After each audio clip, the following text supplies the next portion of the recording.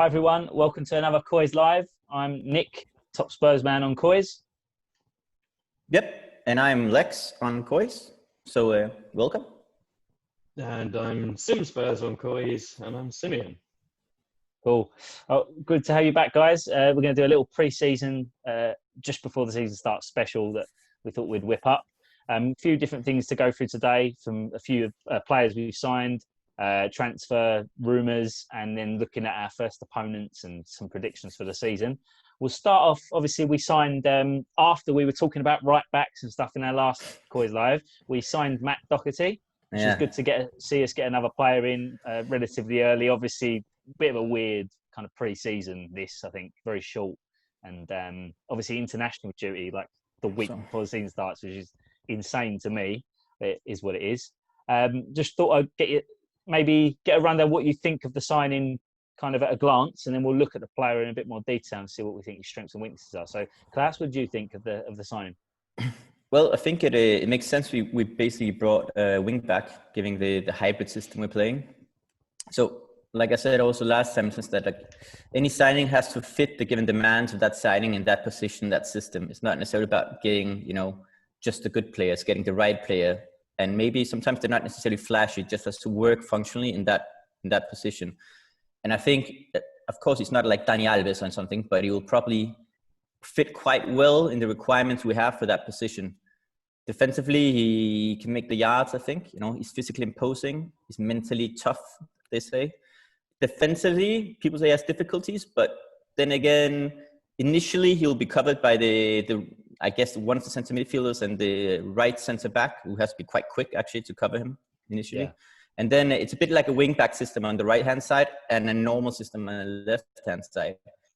So he will have more coverage than the left hand wing back in possession, but he's also a left wing forward non-possession. Yeah. So I think he should get coverage enough to be able to attack. That's what I mean. When he gets the ball, I looked him up now to see a bit, because who watches 20 Wolves games this season? I don't. So I looked him up a bit to see how he generally creates chances. I like Wolves. Yeah. but and he actually quite likes to do the cut in, like an inner lap between the lines, which should suit us quite well, because whoever plays our attacking right will often either attack high or lie between the lines. And he can cut in, they'll positional switch. Like you sometimes see City doing exactly what positional switch going on between 2 or 3 attacking players.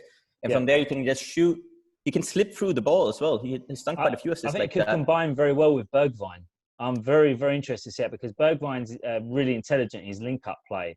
And he has the speed as well to get to the byline. So I'm very interested if he plays on the right with Doherty behind him there. There could be a lot of really good combination play. I think it'll be whoever, even Lucas, who's maybe the least positional football playing of the attacking rights we have.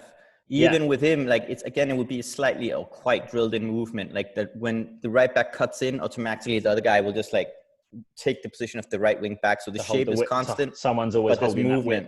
That yeah, and he likes doing that for Wolves. So kind of makes sense that we also saw it in preseason, even before he arrived, that's being done quite a lot, and he'll fit that. So it's that he can attack the back post on crosses from the left-hand side. He can cross himself. A bit of a goal poacher. He actually gets himself into positions that you'd see like a centre forward getting into. And that's how he gets a few goals.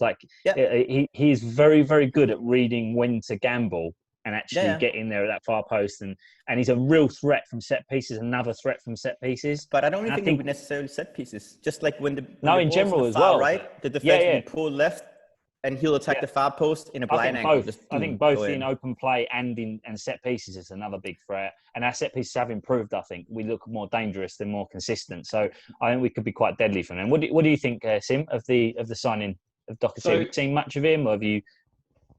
I've seen a little bit of him, and just overall, there are a couple of things that I know on a slightly different point.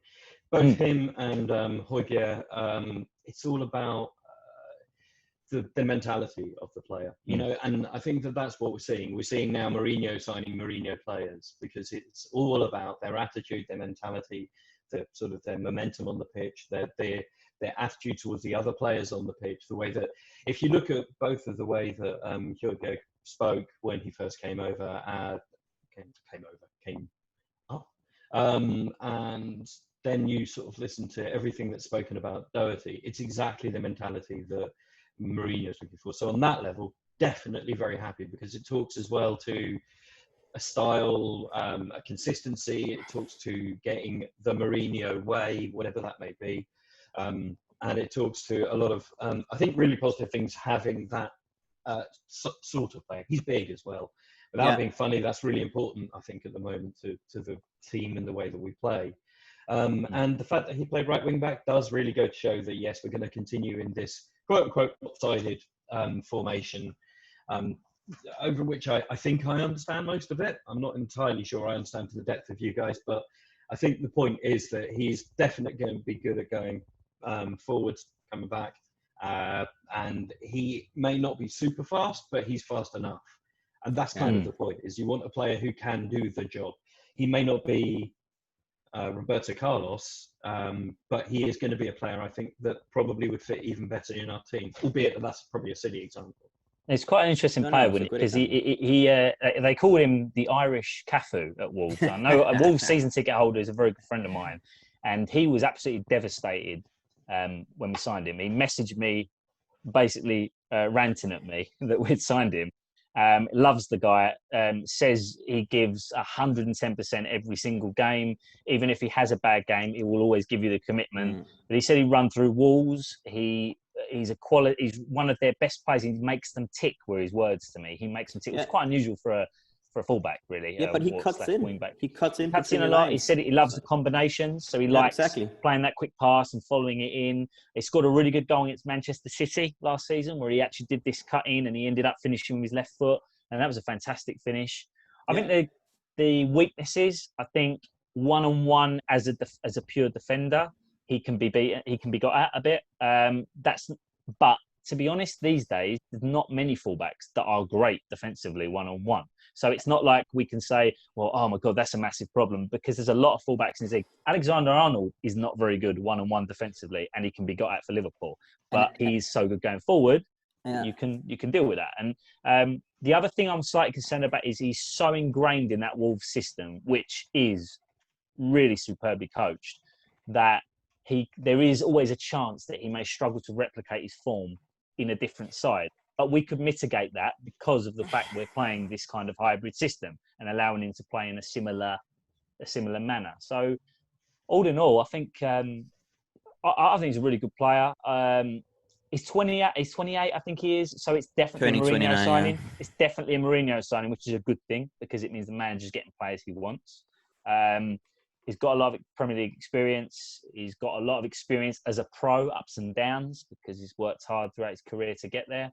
So I think a shrewd move from us on top of the Højbjerg one. So I'm looking forward to see what he can do for us.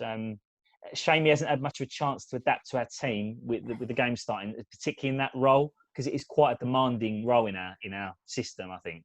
But hopefully the fact he's done it at Wolves similarly will help him adapt quickly. But regarding the whole system players, like it's a valid worry that somebody who's like performing very well in a very specific role that's very well drilled, it will always be easy if you suit that role to perform well in that kind of a role, just because there's clarity and it's drilled.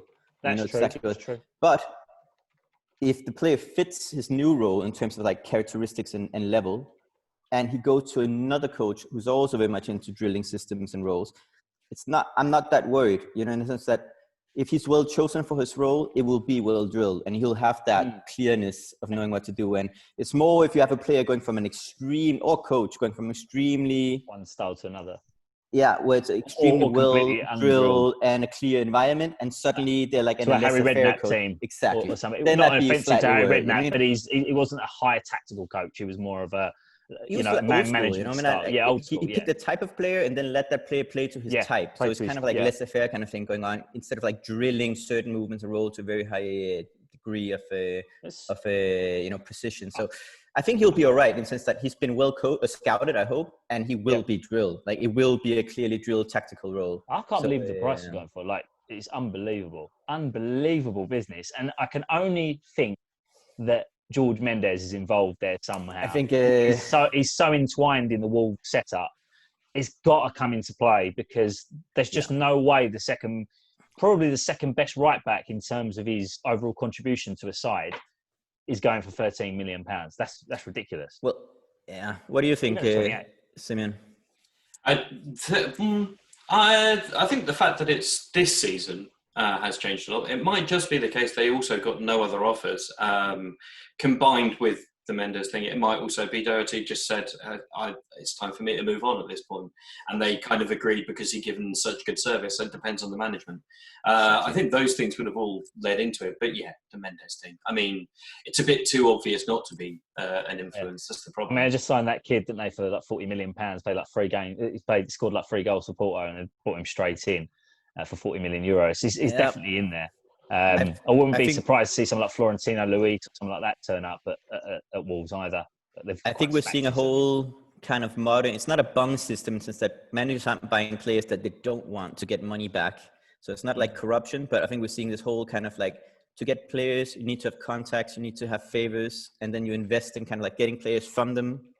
Yeah. To then get another favor another time. For example, the Getson, we didn't need Getson. Yeah, sure, we get a look at him, but you also waste a squad role and wages on somebody we didn't really need.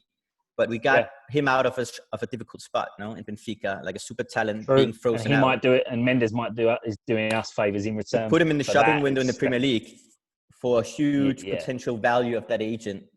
And then suddenly we're getting a helping hand, but also buying players from the agent, but maybe also getting a helping hand in securing those players.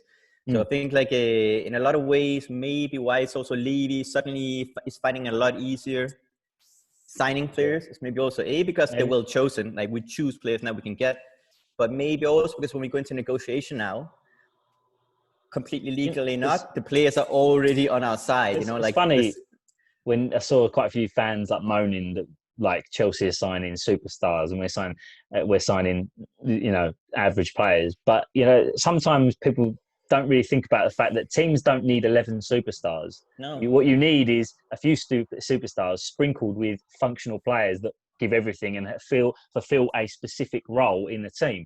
And there's, Makalele is a great example in a, Galactico teams with fantastic players. I'm not saying he was a rubbish player, far from it. He was a fantastic player, but he wasn't a, glittering kind of signing, but he is the one that makes the rest of those players tick. And that's sometimes what you need. And I think it's been quite shrewd in a market where it was always going to be difficult with the money we've lost. We've acted quite quickly to fill 2 relatively big holes that we're all speaking about. Hopefully starting players and starting players. And then and that brings us nicely on to the next point. I was going to talk about the next positions, the next kind of transfers we think we need to make, and what are the areas we think I'm going to put this to you. What players do we have to sign before the window shuts to you? And what other positions would you sign as a bonus if we could as well? But what are the next maybe one position in particular or 2 positions that you think we have to get a player? So I would say the absolutely must is a backup striker. It's pretty clear he doesn't like Sonny playing up front by himself. It's pretty clear he needs somebody who can play a role leading the line, like Llorente could have done or did do for us, probably better than that. I mean, interesting to see Wilson's probably going to Newcastle, isn't he? He's gone. It's done. He's gone. Okay. Yeah, it's done. So I'm not really sure who per se, but certainly in terms of a need, that I would say is probably the biggest, and centre back. We definitely. Much as I love Toby. Jaffet and Eric, they've still got issues with their game. I don't know. I think we need somebody who can come in and dominate. Like Toby did when he came in.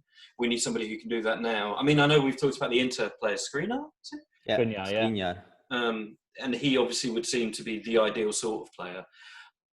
No, I mean, obviously that would depend on Ndombele and all the other things. Personally, if you give me the choice between whether we need a centre-back more or Ndombele to come good more, I'm actually going to struggle to answer that because I think they're pretty equally balanced. If you could have the proper Ndombele that we all know is potentially in there, then he would be a brilliant player to fill our team.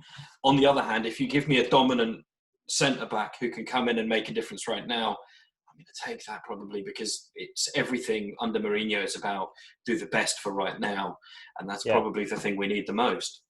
And Skriniar is only 25. It's not like he's he's not old. Who'll be like burned out in 2 or 3 years. He's quite young for centre back.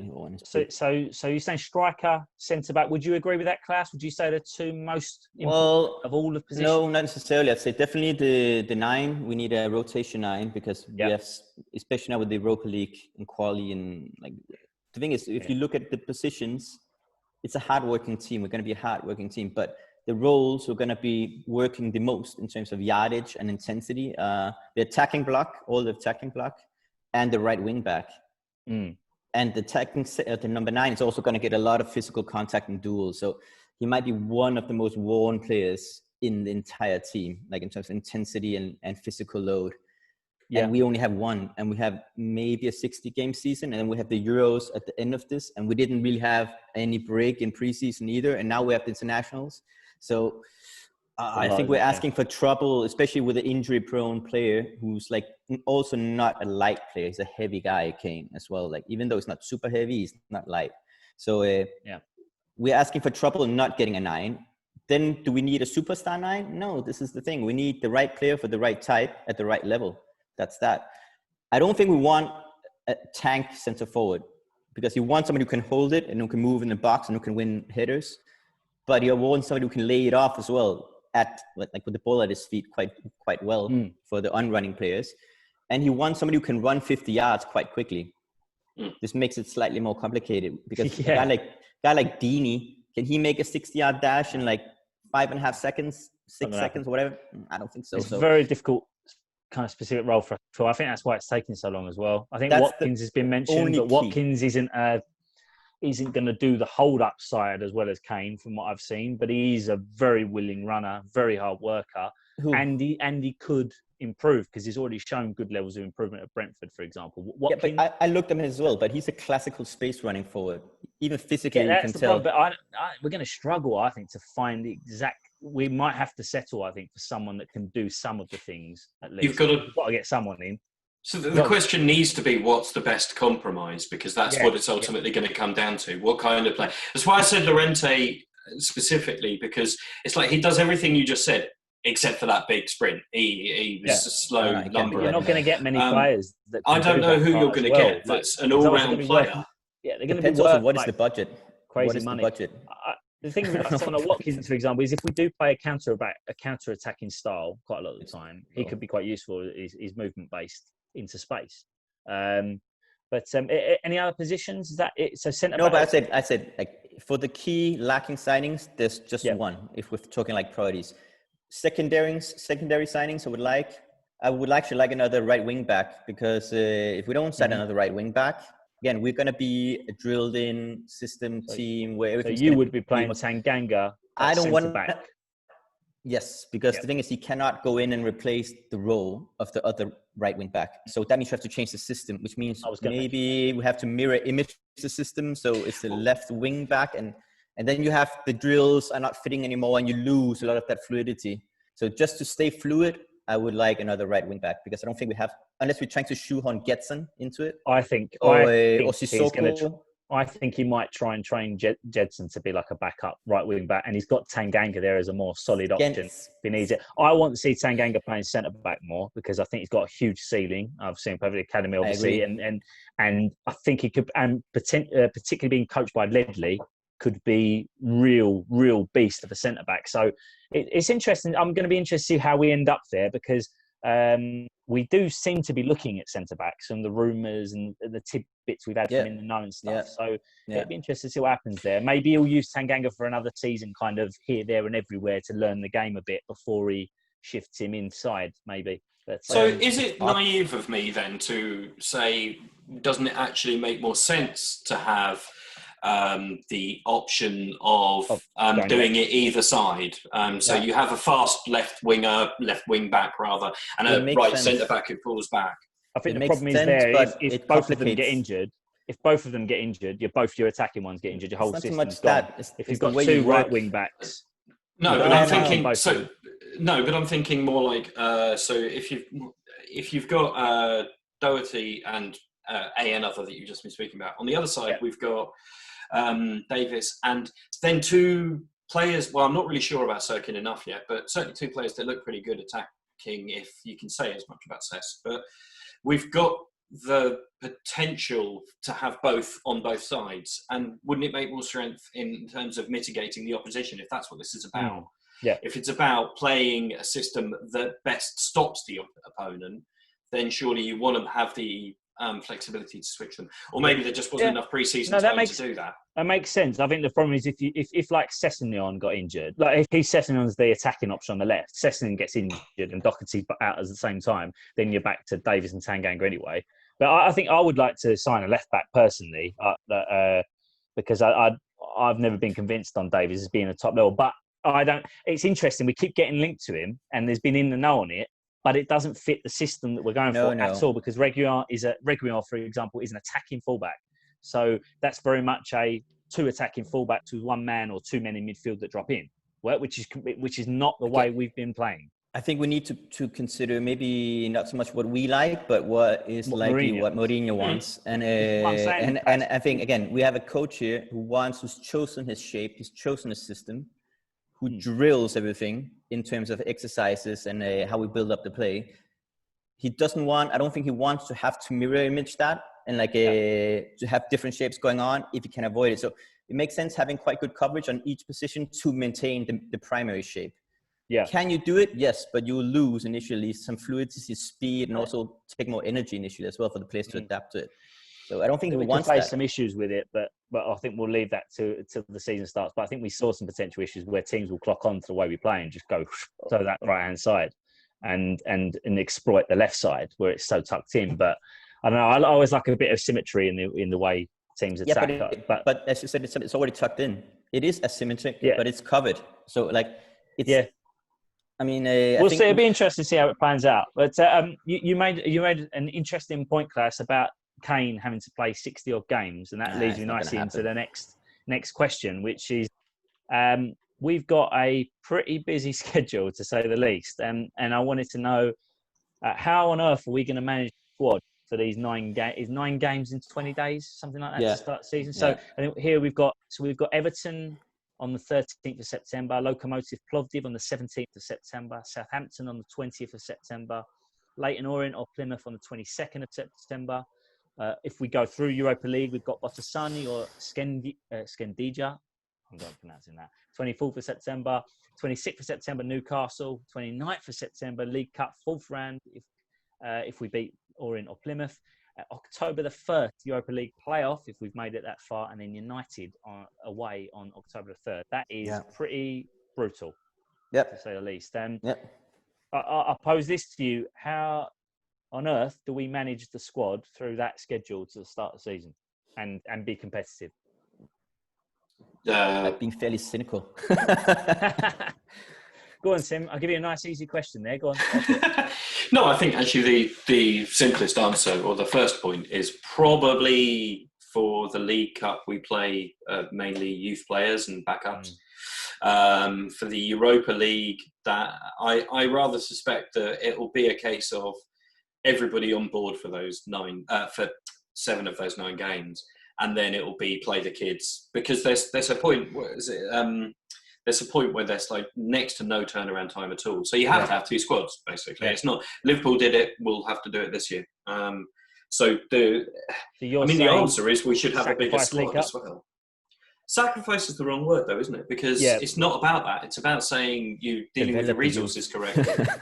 And it's it's not like it's not been done before by plenty of clubs. I was going to say we're going to. I agree, actually. Kids in the League Cup. Personally, I think the Carabao Cup should potentially have not gone to teams in Europe this year. I think they should have maybe considered the congested schedule. I also agree. The top 6 teams or teams in Europa and Champions League won't be in the League Cup. I wouldn't look. I always want to win every competition I'm in, but at the end of the day, we've got to be realistic. These players aren't robots, and that is an insane schedule to start the season. And I thought Wolves had it bad last year. No, we've got it bad this year now with the way they've congested that. And I don't know how you manage it if you play. I think try and juggle the teams across every game. I don't Yeah, know if but it's possible. again, then you go back to having the advantage of being like a system coach or like a method coach. And it's like, Yeah. they train the way they train. Every player trains the same way versus the role. In sense that, so the entire squad, maybe even the U23 squad, has been asked to play, because I know Mourinho briefs a lot with the U23 coaches as well. So Let's look a at lot that. of it will just be like, it will be easy for them to step into the role because it's the exact same role they do every day in training. And so in that sense, they'll probably easier for players to step from being a reserve to starting, from being a U23 to starting. But I think we have the advantage of having Mourinho this season in a very busy season. I think he's a coach who's quite apt at choosing a team that'll do just enough in terms of like, he will have maybe you 3 or 4 mentioned this experienced before, players. actually, didn't you, Class, about doing enough to then take He'll players do out. enough, and he'll the rest game. up much. Exactly. We have a style of play that permits us to spend less energy while killing games. We will have a coach who's quite shrewd at both rotating but also rest subbing, and who will do so aggressively. So I think, like, unlike Pochettino, who's almost scared of switching out key players, or even like letting them chase glory at 3-0 when it was players that basically needed to rest. We now have a coach who won't do that, I'm quite sure. So it's going to be very tricky. There is no easy way about it. And especially the positions I mentioned, where you're going to have the most load, are going to be in trouble, especially if we don't have any rotation at centre forward. Yeah. But I'd say there's a big caveat to that, though. At the end of the season, we didn't exactly see much rotation when we were chucking the games in thick and fast. That was really interesting. Winks and Sissoko got rinsed playing every single minute. So I'm not convinced, Klaus, that he is going to do that. I actually think it's more likely that he tells everybody to get stuck in. There's a select group of a few players, like 14 or 15 or something, who he rotates through.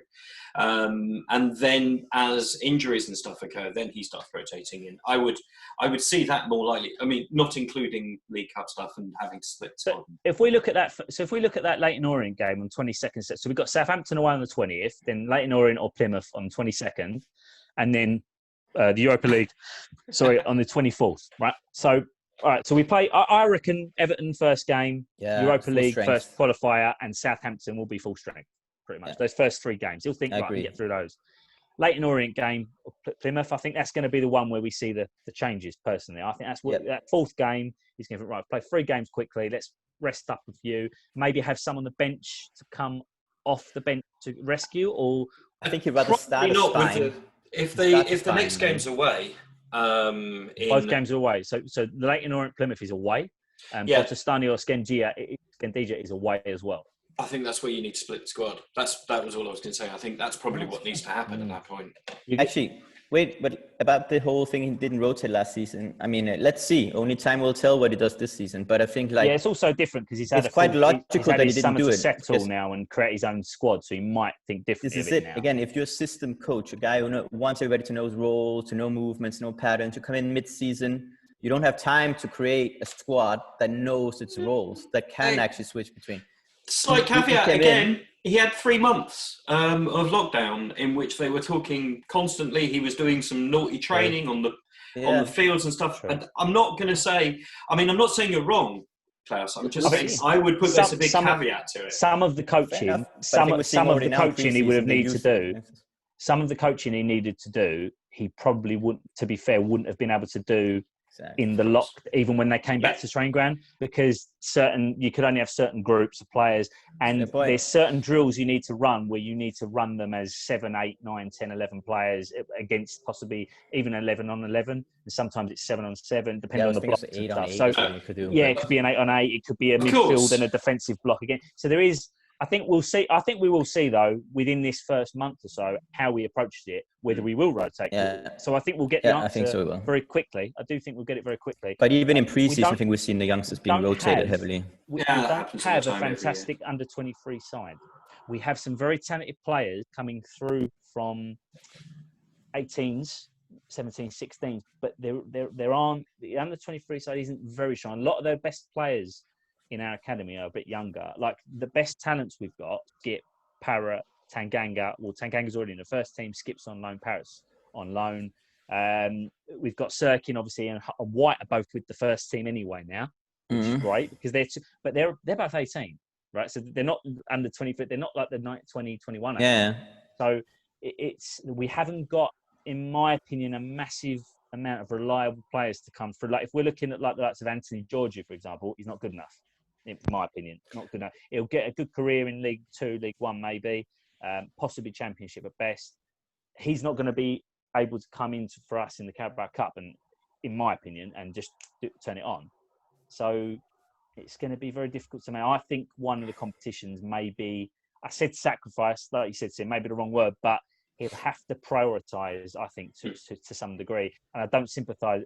I've got a lot of sympathy with him because that schedule is extremely, extremely difficult to manage. But also, if you go back to his, I always go back to his first Chelsea team because I was genuinely impressed by that. But one of his key ethos, and he spoke about a lot, was small squad, minimum rotation. That was like, it was a sort of really big thing. Yeah. Now, of course, that was many years ago. Things might have changed. But even at Man United, you saw the same players being picked week in, week out quite often. I think it's one of the areas he's gone wrong. Football has changed. He wouldn't get away with that now. I'm hoping. Pressing has become the go-to model now, right? Pressing in football. You see little teams doing pressing like crazy now. That drains more energy, uses more energy. So straight away, you can't have the same approach you had mid-2000s because it's different. And football is constantly evolving, and the best coaches still struggle to stay on top, even the best coaches. And it'd be interesting for example, in 5 or 6 or 7 years' time, if Klopp is still as effective as he's been the last 5 or 6 years. You know, Ferguson's one of the only managers I've seen go through numerous cycles and evolutions of style and still with the best coach. He brought in new assistant coach with basically like his exactly what he did. Coaches, it's all about you bringing in. We talked about this before, like bringing in coaches to fill your weaknesses and new ideas. That's maybe a good area for Mourinho. He brought in Sacramento, and I've noticed a lot about pressing. I'll touch on the Amazon documentary. Well, that has blown my mind because I did not expect him to be saying about pressing. We'll come back to it, but let's look at our opponents then in Europa League next. We've got round 2 and round 3. So we've got Lokomotiv Plovdiv. I'd love to listen. Like I've played Football Manager. I gave it up a few years ago because otherwise I'd never have met a wife and I would have been long divorced if I continued playing it. But Lokomotiv Plovdiv, what can I tell you about them? Well, they won the Bulgarian Cup last season, and they also won the Super Cup. They've won the league once, and that was in 2003, 2004. And they don't have a particularly amazing record in Europe. I think they've managed something like 9 wins in Europe. From what I saw, their European record here.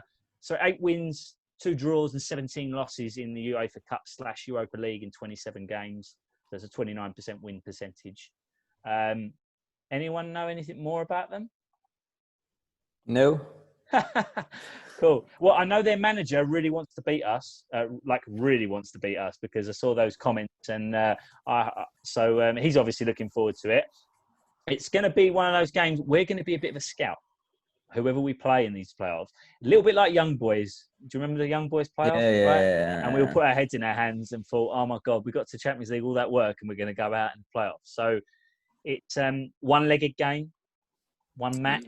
Don't have the benefit of having a poor game and getting away with it and then smashing them at home, for example, like we did against Young Boys. What do you think, guys, of this kind of team? How do we approach So that? I think this is where we see the benefit of having played so recently and then having a really short off-season, because there'll be consistency. And whilst we will have 1 or 2 new players, actually, we were playing really, maybe playing well. We were winning lots.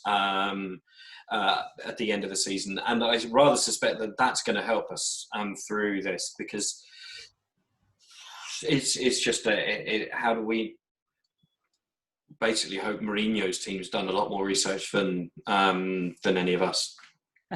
Well, they'll have access to a lot more data than we do, and they'll be able to watch clips and all sorts. I would imagine so. Anyway, I'd be a bit worried if they can't. And then obviously the next round, so that's in Bulgaria. That's Bulgaria, and then obviously the next round, if we make it through, it's either a Romanian team, which are, or a Macedonian team. The Macedonian team is Scandija.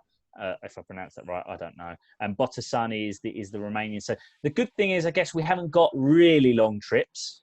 Bulgaria, Macedonia is not that. It could have been worse. it could have been worse, couldn't it? They're not next door though, are they? But they're also not next door. So we could have had like Ireland, an Irish opponent, for example. That would have been ideal, to or be honest. Scandinavian even something. But at least it's not, I don't know, Azerbaijan or Kazakhstan, someone like that would have been, I think, pretty sure my geography, that would have been a lot worse. So I don't know loads about the sides, unfortunately. Anyone in the audience know much about the teams we're playing? I'm going to wait for a big... there we go. Everyone's going, no. To be honest, though, I mean, like, I don't think we're going to be adapting that much our style. Like, in sense that I think we're going to be practicing, for good and worse, our own main drill style of play. We can vary that to be slightly more attacking, slightly more defensive. But I think we're going to do you think he'll use it as almost like, I don't want to say a training exercise because he will take it seriously and he'll want to win. But do you think he'll use the games to really drill in that way we're going to play? I think Mourinho sees every game as a training exercise in a sense, because it's all about, like, the whole mythology he uses is basically, he never ever does isolated training exercises. It's almost always about replicating elements of the wanted collective game in every single exercise. Try and create these automatisms of movement, of way of passing the ball, distances similar to you have on the pitch. So I think he treats like games basically as the ultimate training exercise, of course with different intensity, which is the problem. We have too many games of high intensity, probably.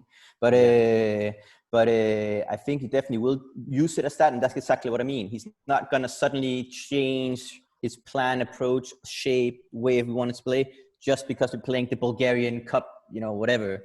Away. I think he's going to have these 2 or 3 variations, main systems, inside the very main system, which is this lopsided one.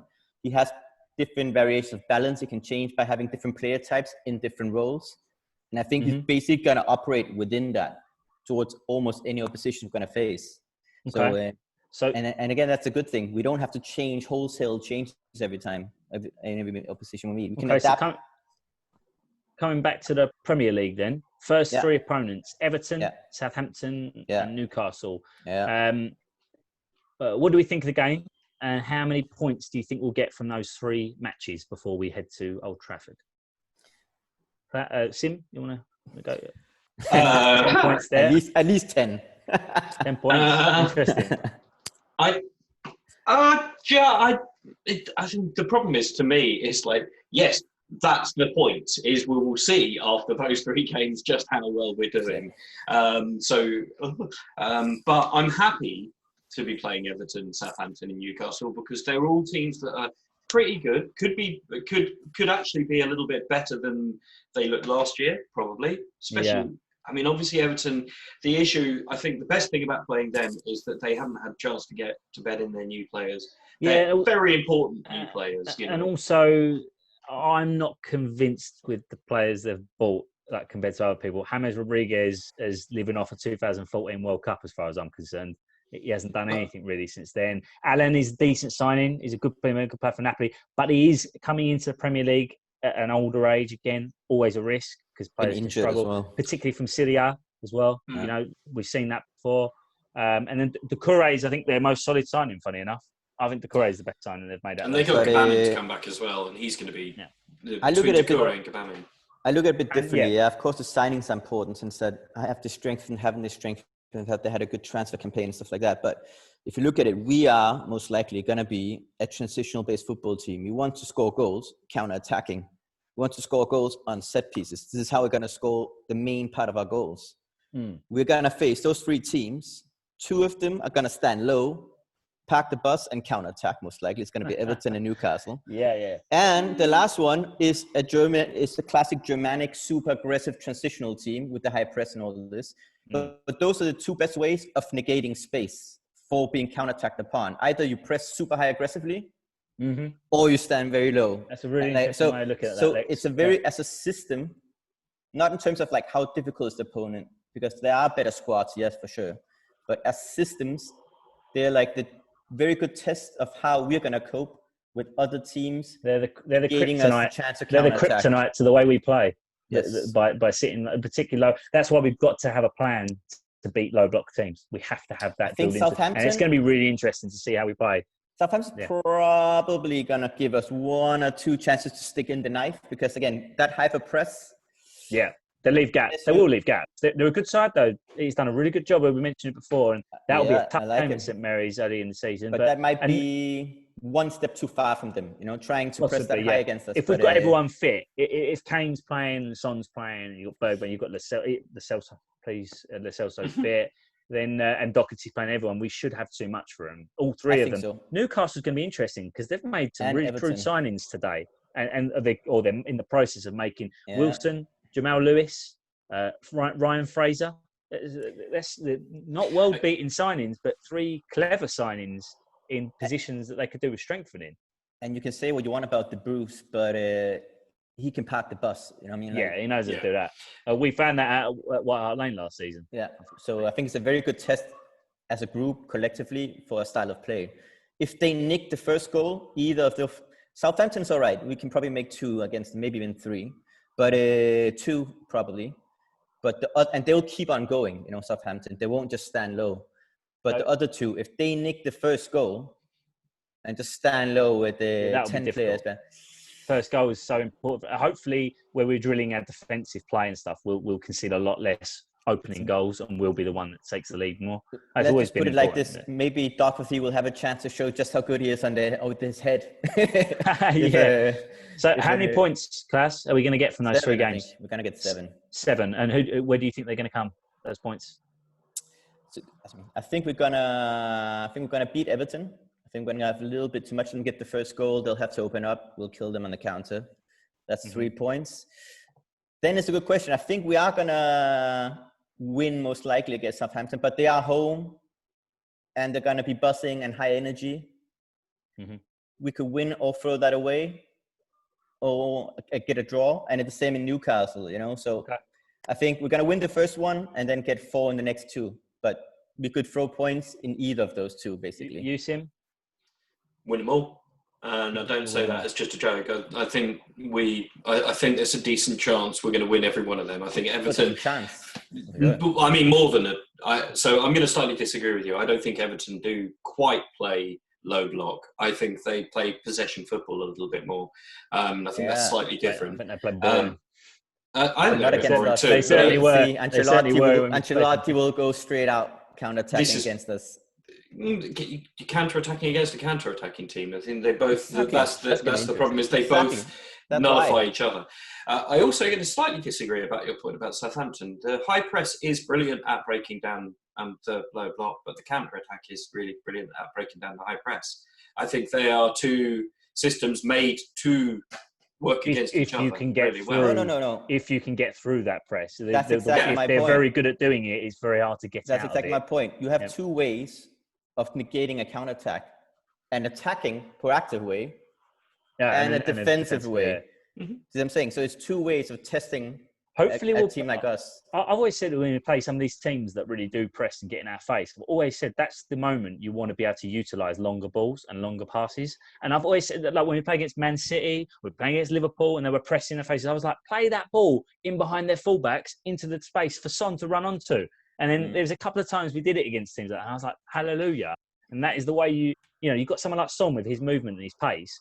Get that man in a position where as soon as they press high up, bang, he's got them. With that one diagonal pass from Toby, you're in.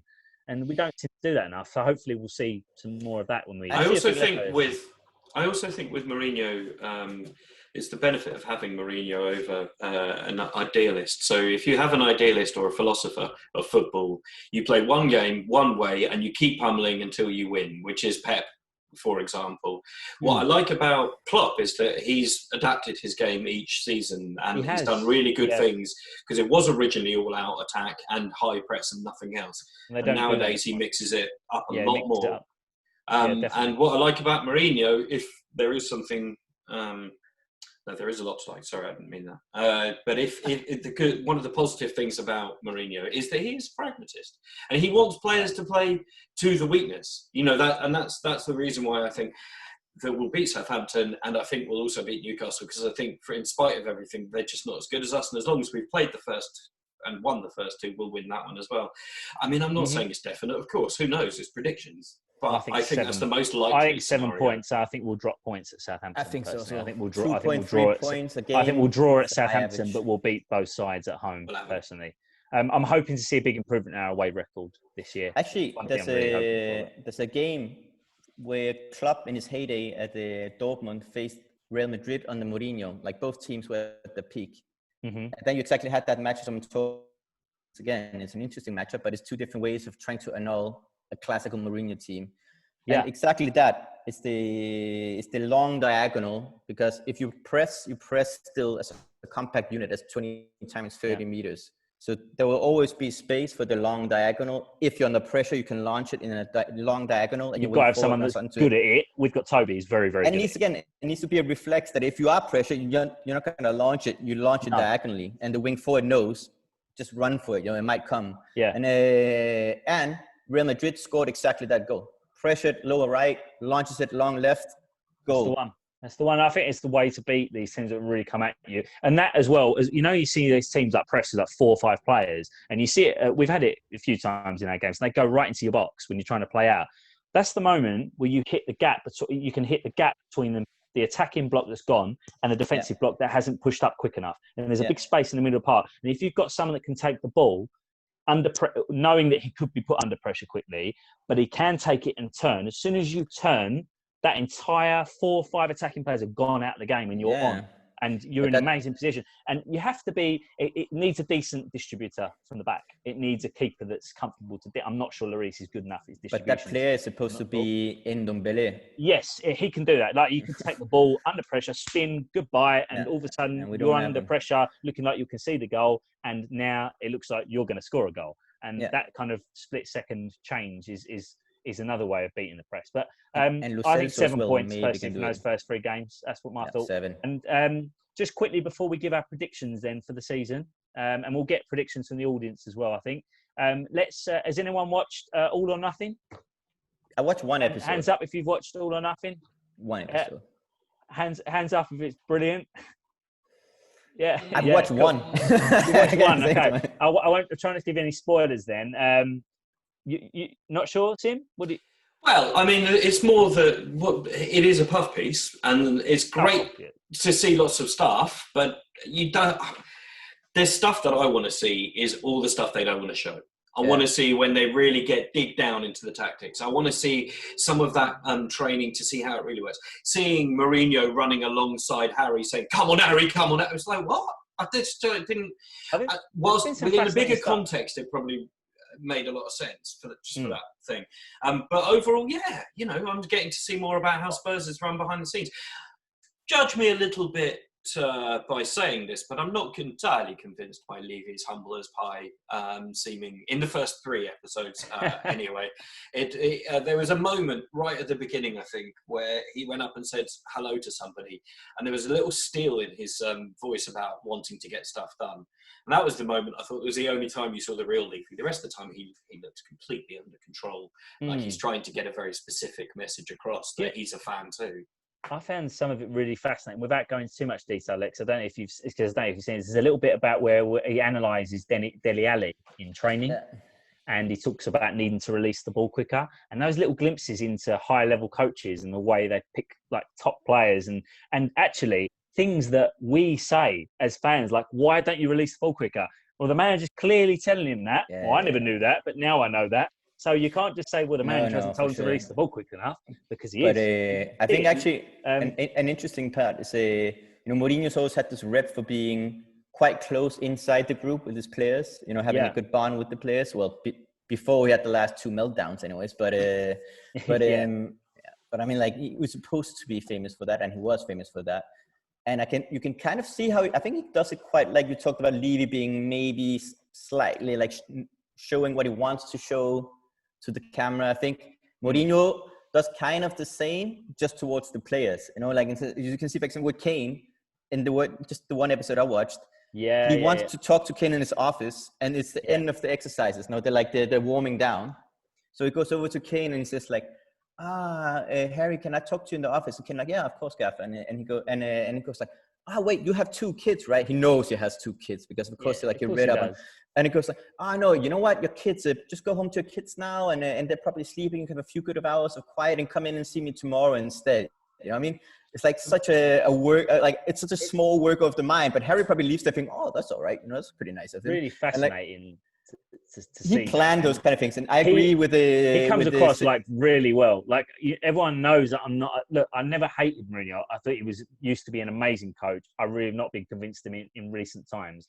I don't agree with some of his principles, but everyone's got their opinion on the way to play, right? Yeah. But he comes across like so good in this program, and he's a little bit different to a lot different to what I was expecting as well.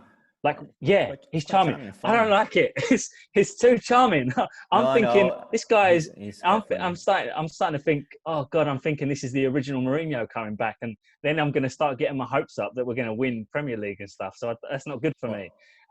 But he does. He comes across very well, and the way he's. I can see personally. I can see watching the program how he's won the things he's won. Just in little ways that he deals with people, Klaus, the way you were talking. And I won't spoil it too much, but the comments about being too nice and stuff are just, his language killing me. I was in stitches. But it's quite funny though, because I also think like, again, if you see, even though English is his third or fourth language or something like this. Yeah. Like when he talks with the players, it's a bit like when you see like a Formula One driver hanging around with his mechanics or something, instantly they change the language and it's very intimate, it's more volatile and direct. When he talks to the players, he's trying to kind of be a little bit one of them, or be this kind of joking, likable guy. And then of course in the meetings he can be, or in a one-on-one he can be much more aggressive. So he's playing this kind of like this mind game with them, of contrast a little bit, but he's definitely playing it consciously. And this is the thing with Levy as well, choosing his moments a bit in documentary. Yeah. What would be interesting would be just how conscious his style is. I don't think he's like quite conscious.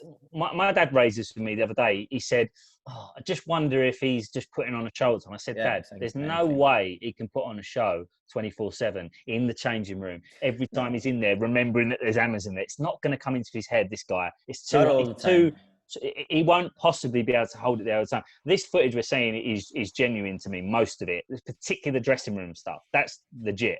Like there's no drama or theatre in there for me. Maybe similar, like you said, with leaving stuff, there's a couple of times where they've seen the camera and thought, right, I'm going to make myself look good here. I noticed in the latest episode they talk about winning the trophy, for example, what the Christmas staff do. No doubt in my mind, Levy knows that the cameras are there at that staff do, and he's making sure that everyone knows that they want to do that.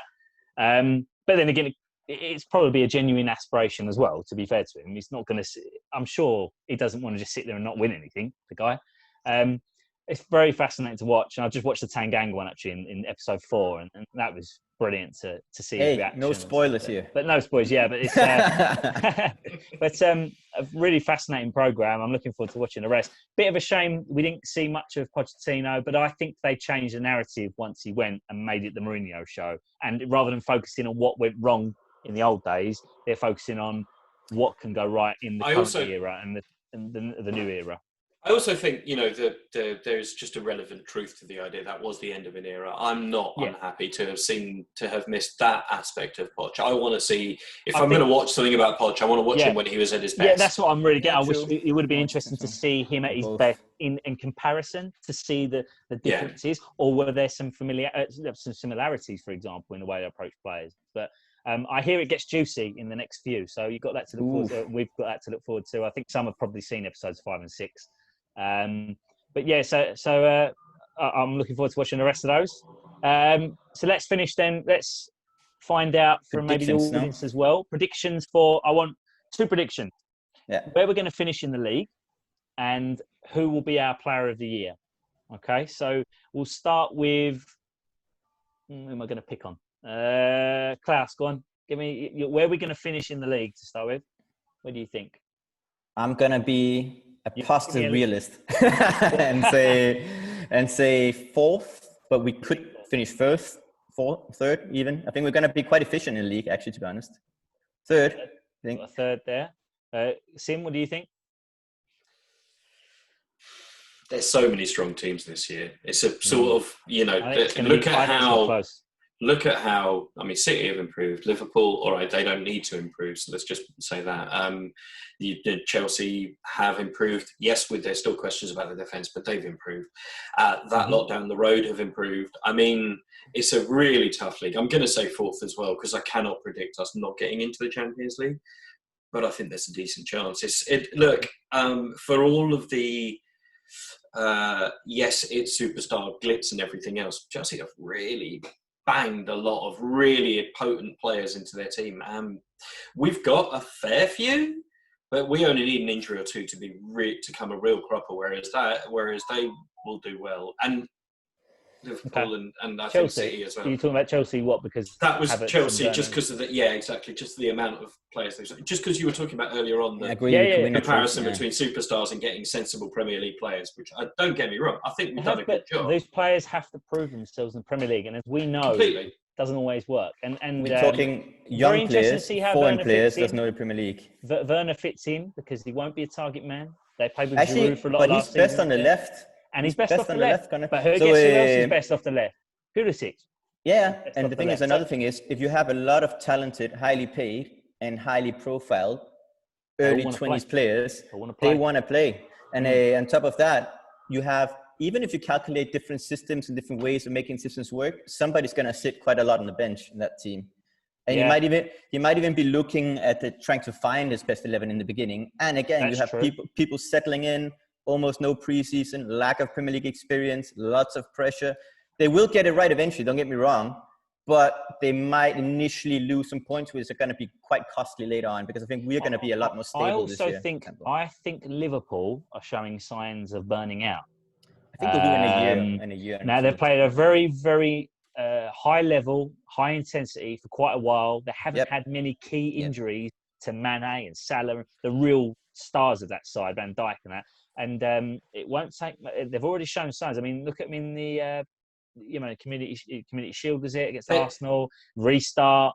They lost at Watford earlier in the year, and they've shown signs that it's going to be interesting to see. I've got a feeling the points total is going to go down this year. I'm not sure it's going to be as high as it's been the past 2 or 3 years. I think it could go down towards 90 mark. Yeah.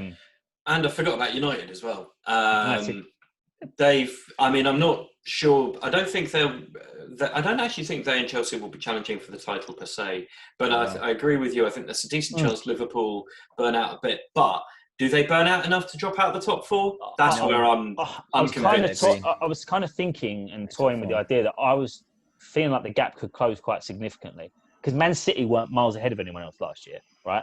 But Liverpool were. And I could see Liverpool are already showing signs. Their form is top 6 kind of form now. It's not Premier League form. If they take that into this season, they're going to be in with the rest of us. I could foresee a scenario where there's 5 or 6 teams all challenging for the title. Yeah, I think it's going to. I think it's going to be a bit like the season where we were in title hunt, but a little bit behind, but close until like March or something like this. You know what I mean? And I think that's what Mourinho wants. He wants us not necessarily to be leading the league from the beginning. Yes, you said that before. Hang in there. He wants us to be a dark horse, hanging around, and then in 6 pointers, he wants to sneak in and get a couple of away draws and home wins, and then see. If you look at City, like Aguero is picking up a lot of injuries now. He's getting older. They've got Jesus, good player, but he's not at Aguero's level. They've lost David Silva. To me, David Silva was still a terrific player for them. Yeah, but they've got that particular position. They've got so much talent to cover. I agree. I mean, whether you're talking about Foden I think the latter half of the season really proved to be some quality. But also, actually, I think their real risk isn't there at all. I think it's defence. I think they until they sign a dominant defender. What I'm saying is if that attack isn't at the level it's been at, then they are really going to struggle because they can't defend. I think they're going to buy a quite good striker, though. They're going to buy Lautaro. I think Lautaro Martinez, even though it's not stable yet, it's like he's got Mourinho written. This summer, got a Pep. Or this transfer window. Inter needs money, and they haven't been completely rejecting the idea of selling if they could get enough money for him. He's not also stable enough to really be that top player that they can get that much money from just because of his potential, though. So they might think they're getting a good deal because it's not yet at that level yet. Wait, that money would be warranted, and they could use the money. So Koulibaly as well. I think City are going to sign. I in just the think next few if you look weeks. at the way Lautaro plays, he's like a little freakish mix between like Tevez and like Suarez, you know, like really aggressive, good in little short combinations, can even attack space, quite intelligent in the box. Do you think he could be the he's Aguero not- replacement long term? Yes, exactly. Could he hit He's got 25, 20, 30 him, league kind of goals? Argentine. Yep. Yep. But not now. This is what I mean. This might No. also feel is a good deal. 2-3 seasons could he be? Because they were hoping Jesus would He's be working on consistency. He does have that level in him, but he's not consistent at it. But if you got him in now, he had a year to kind of like find his level working with City. Aguero can rotate with him. It wouldn't surprise me. I wonder whether he might go for Barcelona, but it looks like they're signing Depay. He needs to go where Guardiola is, not go where Barcelona. Barcelona, who knows what they're going to be like shambles, the next couple of years. We've got a few predictions in here. We've got DC Spurs saying 5th in the league and Dyer player of the year. Yeah. Come on, DC. You can do better than that. Come on. Team Wolf, you like this a bit better. 4th in the league and Son will win the public vote. Could be. DC Spurs did say, redeemed himself. He said, we do win a trophy. So that's good. 80 Degrees said 3rd play, Toby player of the year. Interesting. But Toby, I could see him have a good season. And Team Wolf saying, like his last Chelsea title, Little Horse. Yeah, I think this is it. He wants to be in the running, but not necessarily leading. I have been going back and forth on this. I can't decide. I was going between anywhere from like 5th up to 3rd. I was thinking, to be honest, with the way I think it could be really tight. Like I was saying, if we keep everyone fit for the majority of the campaign, which would be a blessing considering how cursed we are injury-wise, and by that I mean Kane, Son, our attackers, the Celso, most of the defence, then I think we'll make top 4, because I think even if we're not the most exciting, I think we've got a lot of goals in attack, Son and Kane in particular, and we'll be better defensively. We've already shown signs of it. And if you can defend at one end and you've got Son and Kane at the other, you're going to win a lot of games and you're going to get a lot of points. And it's as simple as that, I think. So I think by being one of the stronger defensive teams, we're almost guaranteeing ourselves a spot in the Champions League if we can defend this season, because a lot of those sides around us can't. And we're just as good in attack. We're going to spend less energy doing it. Like, again, we have a less energy demanding system. And I think, and we have a shrewd guy who knows how to rotate and also close games off. So I think this is in the long steed. I think we're going to be well served by having a guy like Mourinho and even his style of play for this season, to be honest.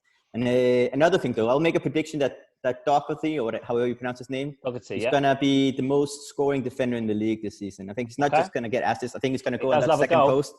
He's going to get on that second post on the crosses from the left wing back. And when the ball comes out to the edge of the box, the whole defense will pull to one side. He'll attack the back post in the blind angle. Boom. It's pretty clear that's going to be, it'll be something like that, because look at the difference between Aurier when he come in. You know, he scored a couple. He set up, he sent in tons of crosses. If you get a better version of Aurier, which hopefully he is, then, well, yeah, he will. I actually would say it'll be between him and Højbjerg, between who will be player of the year as well, actually, in all likelihood, because there'll be really obvious key indicators of the change if the change is positive. I think Kane will be player of the year. I'm hoping he stays fit. I think he could have a big campaign this year because he was looking sharper in the restart, and I think he could smash it 20, 30 goals again in the league only. I'm still dreaming of him breaking the 34 goal record in the league, which is held by Cole and Shearer. In a 42 game season, 44 game season. I think Kane as well, but just to break the obvious pick, I could also say Lloris. I think Lloris is going to have a good season, and the centre backs are going to have good seasons. Cool. But I'm just going to show just how optimistic I am, and not always being cynical and saying Dele Alli might have a good season as well, actually. So we'll see.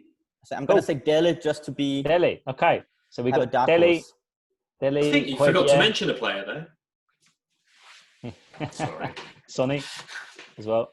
But I think Sonny's, we have to see, because in that system, he gets frozen as a left wing back half the time.